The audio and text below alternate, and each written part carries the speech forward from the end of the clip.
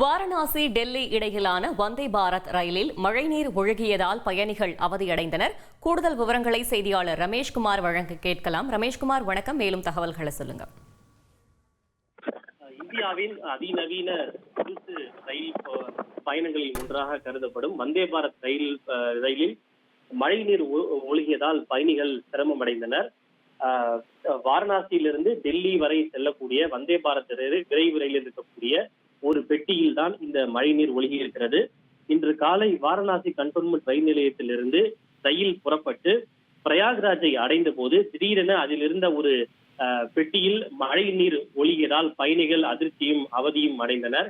இது குறித்து உடனடியாக ரயில் அதிகாரிகளுக்கு அவர்கள் புகார் தெரிவித்தனர்.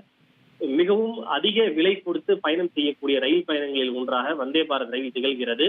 மிகவும் சொகுசான ரயில் பயணமாக கருதப்படும் வந்தே பாரத் ரயிலில் இந்த அளவுக்கு மழை நீர் ஒழுகுவது பயணிகள் மத்தியில் அது அசௌகரியத்தையும் அதிருப்தியையும் ஏற்படுத்தி இருக்கிறது. தகவல்களுக்கு நன்றி ரமேஷ்குமார்.